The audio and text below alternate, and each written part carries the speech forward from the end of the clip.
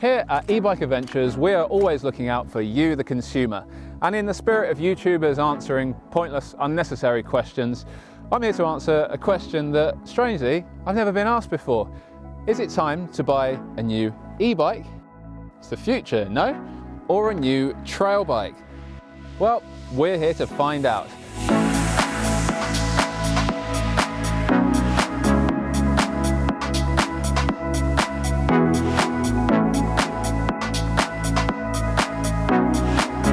Here we have the Vitus Escape VRX, once yours for a relatively bargain price of £3,600. I say once yours because you can't buy them anymore.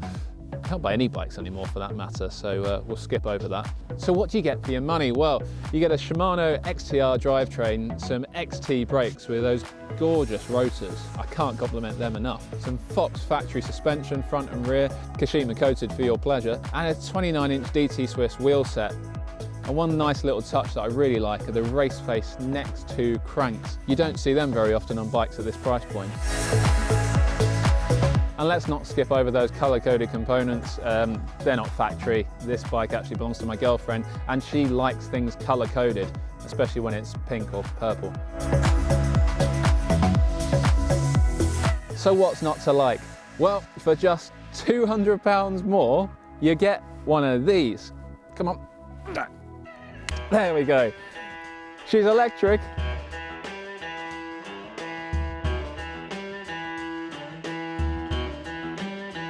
The Vitus e-Escape VR. So for a relatively bargain price of just £3,800, it's got to be the e-bike steal of the century, surely. You get almost everything that we had in the previous VRX, except you've got your own uplift service strapped to the bottom of the frame. And of course that motor and battery tech must come at a price. You're going to have to sacrifice somewhere, and on this bike it's in the components. But not as much as you might think. You still get a DT Swiss wheel set, and it's a mullet, we'll come back to that later on. You're only getting SRAM Guide RE brakes, not a favourite of mine, but they are 4-pots and they do stop you well, that's for sure. And you get a SRAM NX Eagle 12-speed drivetrain. Some will argue it's too heavy, but I actually really like it. You still get Fox suspension, it's not factory spec, so you don't get that silky smooth Kashima coating, but you do still get a bit of adjustment and that all-important lockout on the rear shock. Oh, and this thing weighs nearly 7.5 kilos, more than its acoustic high-end little brother. We'll come back to that later.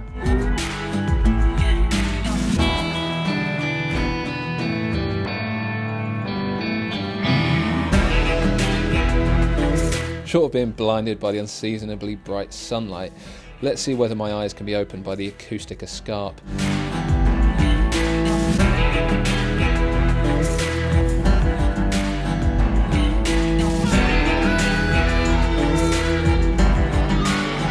At little over 15 kilos, this bike is a comparative featherweight, and despite a similar suspension design, this will always feel more lively and playful than an electric equivalent.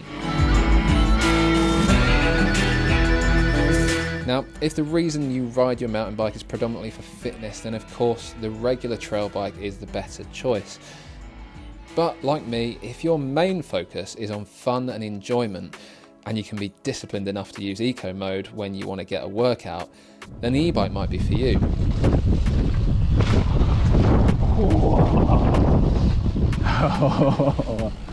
That was Larry. And the other reason for choosing a trail bike is down to the type of terrain you ride.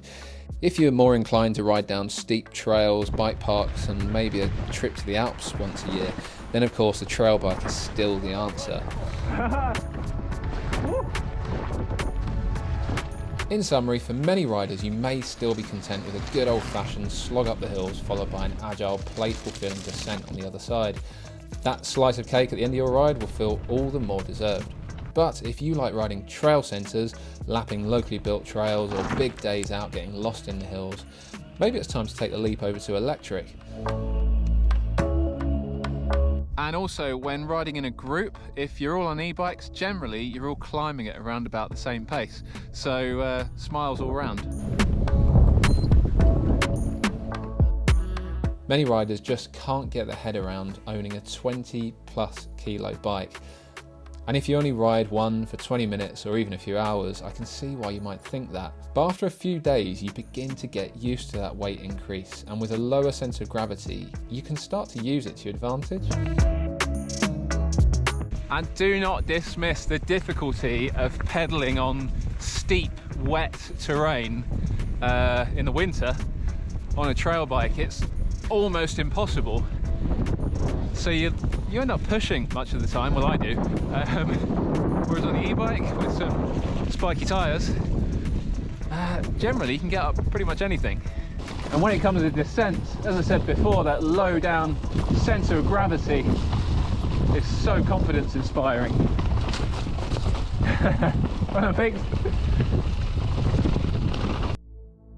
Finally, let's talk about the cost.